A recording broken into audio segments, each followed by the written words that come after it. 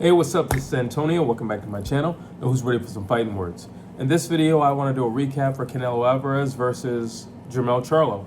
Really quick, if you like the videos, please take the time to subscribe to the channel. So much is happening in boxing, and I hope to be the one reporting it to you and give you my take on it. So let's just jump into this. Charlo lost. I predicted that he would win, and he lost.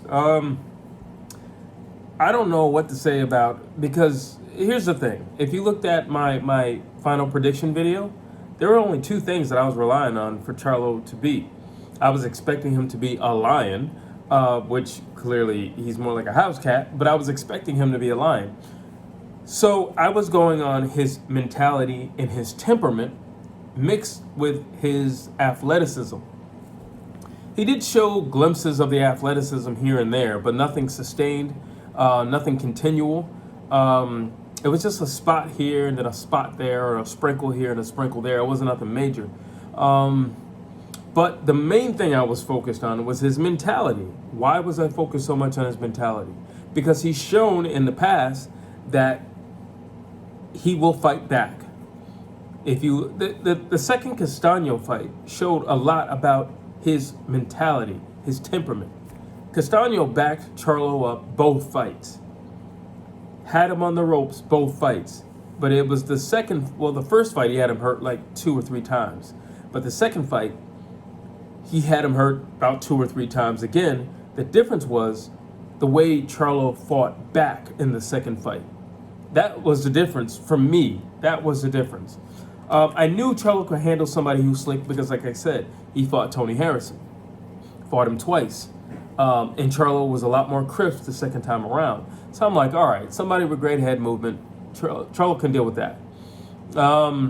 That's what I'm thinking, for Canelo. Then I'm thinking a great body puncher. Charlo can deal with that. Castano's a really solid body puncher. So I'm thinking he can deal with that. He's dealt with it twice. The second time around, not only did he deal with it, he beat the guy. He took him out. So that's what I'm thinking. But it wasn't just that he beat him, it was how he beat him. Castano pushed Charlo back against the ropes as he did the first fight.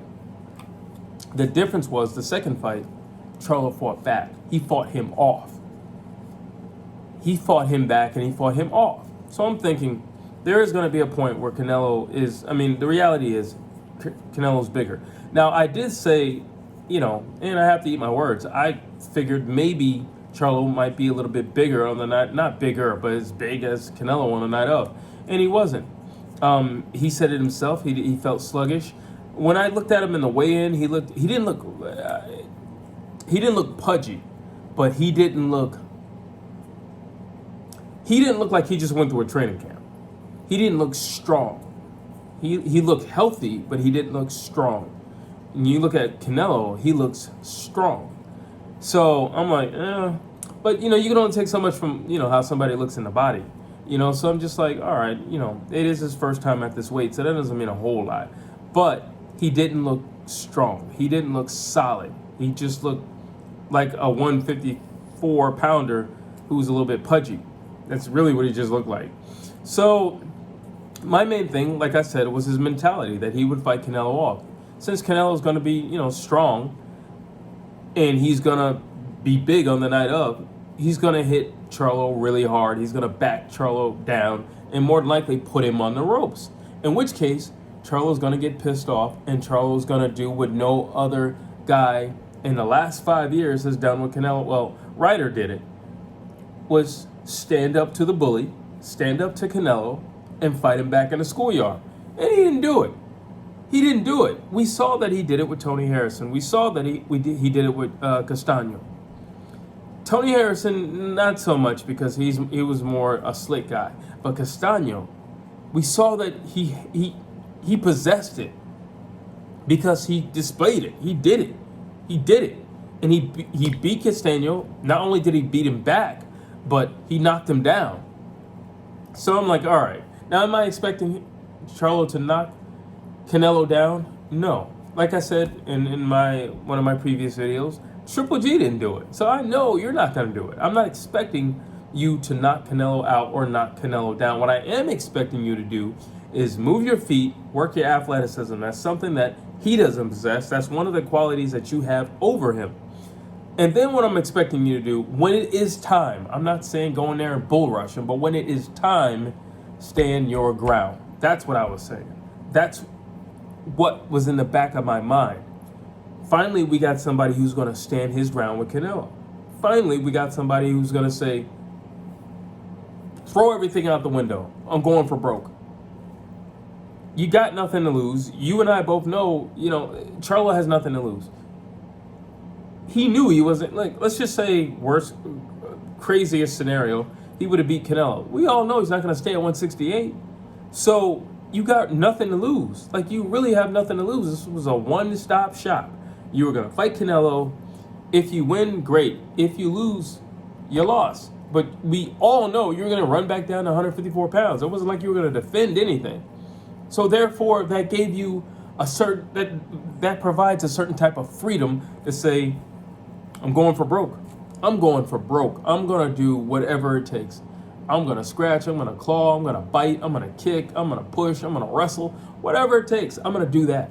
Because we know you're not staying here. So since you're not staying here, you're just making a pit stop. You're not staying here. You went up with the mindset of I'm daring to be great. Daring to be great would have been going for broke. Not going, but going for broke once you get there. That's daring to be great. Daring to be great is saying, you know what, win, lose, or draw, this next round, I'm throwing bombs. I'm planting my feet and I'm throwing bombs. That's daring to be great. What you did isn't daring to be great. I'm sorry. I respect that you went up there, but that's not daring to be great, because there were definitely times. Listen, Charlo was actually faster than Canelo, and I said he would be, and he was. He had shots here and there that he landed cleanly. Was one shot going to do anything to Canelo? No. Another thing was he never really got his rhythm going, but I said you have to start early. Canelo's going to start late. He's going to start maybe round 2 or 3. If you can start round 1, you can accumulate some things, because it went to decision. You can accumulate some things. You can get at least 2 rounds under your belt with just jabs alone.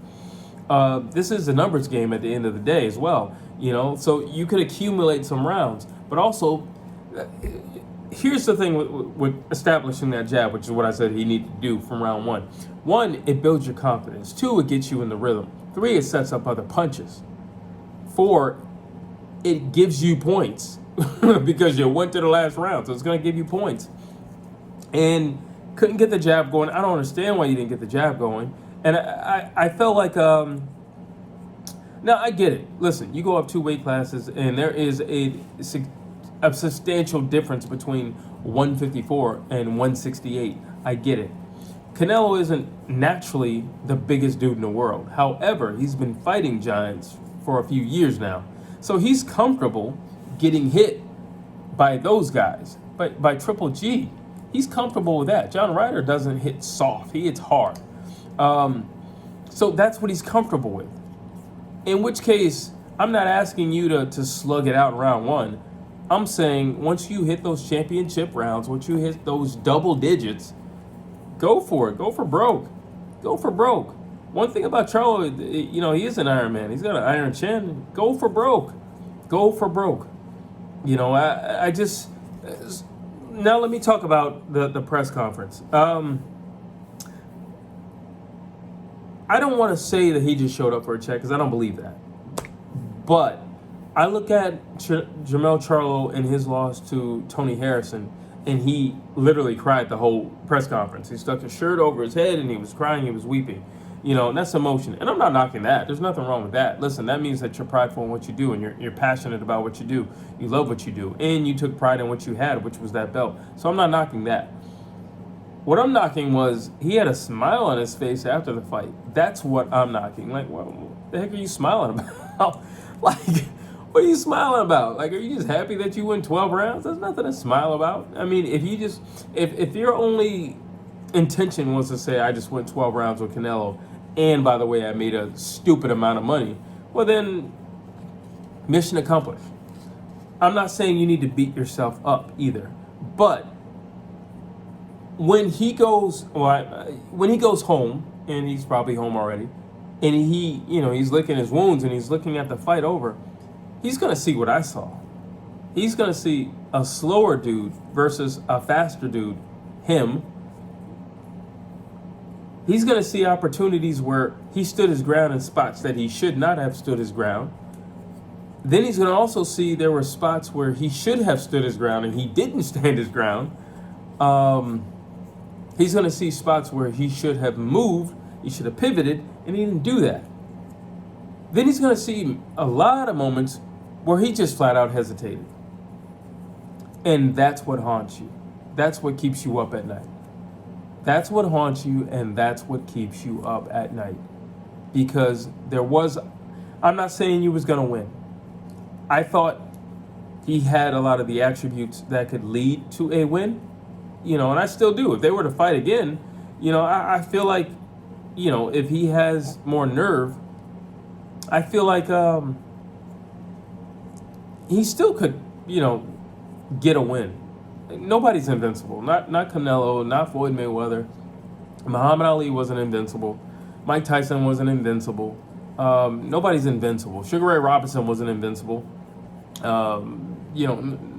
Nobody's invincible. Everybody can get it, and anybody can get it. And if you stick around long enough, you will get it eventually. But when it comes to Jermell Charlo, I don't know. I just, first, no, I guess not first now, but I also want to say congratulations to Canelo. And that was a solid performance. I kind of feel like he could have stepped on the gas. I mean, the way, Jermell was not fighting like Jermell Charlo. He wasn't fighting like the Iron Man. And because he wasn't fighting like the Iron Man, because everybody kind of gets see, there's starstruck, and then there's just people in there like, I don't know what to do. All right, that's where you have to adjust. And this goes back to what my argument was when I was trying to decide who was going to win, Errol Spence or Terrence Bud Crawford. Some people know how to adjust. Some people do not. Some people just know how to step on the gas. And then there are people like Jermell Charlo who just stick to the game plan. Even though the game plan's not working, they stick to the game plan. Stick to the game plan. Teofimo Lopez versus Josh Taylor. Josh Taylor stuck to the game plan. It clearly wasn't working, but he stuck to it. Then you get an Errol Spence who, I'm gonna go back out there, but I'm gonna step on the gas a little bit more this round.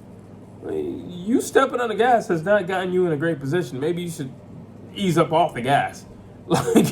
Maybe, you know what I'm saying? Sometimes you have to adjust. And I've said it before, but I will say it again. If you want to see a perfect example of adjusting in the moment, look at Floyd Mayweather versus Miguel Cotto. Floyd Mayweather tried every punch until he found that uppercut in the 6th or 7th round, I believe. And then he was money all day. Okay, you got to adjust. You got to, this ain't working, got to try this. That ain't working, got to try this. This ain't working, got to try this. You know what? Might have to get on my bike for about 2 rounds just so I can think a little bit more. I can figure some things out. But he did none of those things. He was just existing, just surviving in the ring. But then I also look at Canelo and it's like, you're allowing him to survive because you're not even stepping on the gas. Maybe Canelo just wanted some rounds. I don't know. Jermell Charlo's not a hard guy. He's not an easy guy to knock out. And maybe Canelo was like, you know what? I've had injuries. I've clearly beaten this guy up. Which, ironically, Jermell Charlo didn't have a scratch. I don't know if anybody knows. Dude didn't have a scratch on his face after the fight. He didn't have a scratch on his face after the fight. So, evidently, you didn't do as much as you could. Canelo and Jermell, that lets me know he could have done more. How do I know that? That means he could have stuck himself more in the fire. If you don't have a scratch on your face, you don't have a welt under your eye, you're not bleeding from your nose, you don't have a cut on your lip, you don't have a knot on your forehead, you could have done more. And that's what's going to haunt you. That's what's going to haunt you. That is what is going to haunt you. But that's my recap for Canelo Alvarez versus Jermell Charlo. Leave your thoughts down below. I'd love to hear what you have to say about this. Please like, please share, please subscribe to this channel.